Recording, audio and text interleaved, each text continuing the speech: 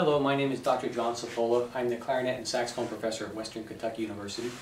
We're going to play, I'm going to play the Rose 32 Studies number 7, the KMEA All-State Solo, and I'm going to adjust my metronome here to 120. And 120 is the 8th note.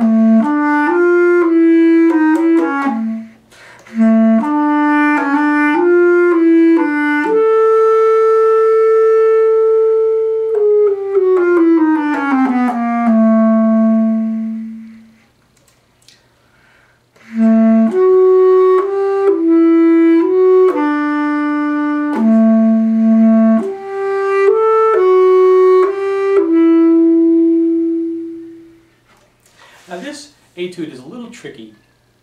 We oftentimes in all-state solos we have a slow one and a fast one, and the fast one is usually quite technical to deal with. This is not as technical as our previous one, but as number 5, the slow one. But I think what you want to focus in on here is number 1, counting. So it's in 6/8, and we're still going to count the 8th note to get a pulse, and I'll talk about that a little bit. But also you want to look at style a little bit. And the style, allegretto, the tempo, evokes a little easier sort of walking tempo, not quite an andante, it's a little faster than that, but not quite an allegro. So if you end up coming in and playing this very, very rapidly, it's really losing the character and the style that this was intended for. Let's go ahead and look at some counting in the beginning. So again, we'll have the pulse on my metronome on every 8th note. 1, 2, 3, 4, 5, 6, 1, 3, 4.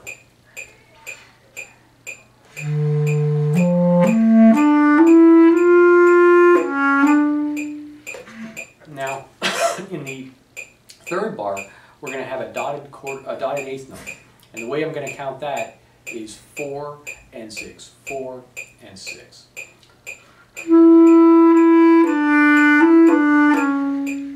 And if I were to subdivide, like in 4/4 we subdivide our quarter note into 8th notes, in this case we're going to subdivide 8th notes into 16th notes.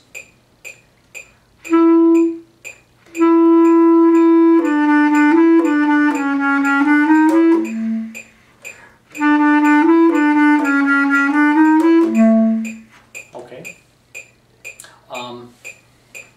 We have a little cadenza in this piece. And so what I would say is when you come up to your high B, I would hold that. There's a fermata over it.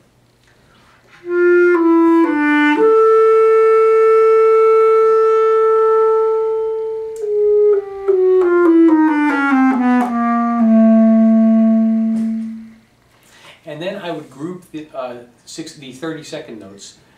E and a 1 E and a 1 E and a 1. Okay? When you come back in, make sure that your dynamic level is soft, but not terribly, terribly soft, because you want to make sure that your G sharp speaks. So your B and your G sharp are after that fermata. Now the G sharp can tend to stick sometimes, so be sure that your G sharp key here, you test it before you go in, and when you press your G sharp key, if the key here doesn't pop open, make sure you pull it open and there's no sticking involved, because otherwise your G sharp will become a G natural. I think that they included this piece of the excerpt here right after the cadenza to just see that someone can retain their tempo, and also that someone can be dramatic by having a nice soft dynamic but still have these upper notes speak. So when you blow into the bass clarinet in the low register, you can have a very open throat and a bit of an open oral cavity.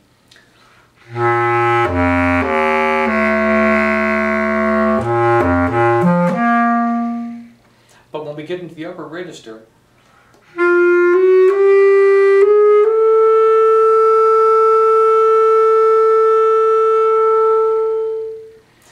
to still retain that full sound. And so what I like to suggest is maybe playing, just like on the soprano clarinet, playing some register changing little exercises, maybe a low C and then up to the 12th up to the G.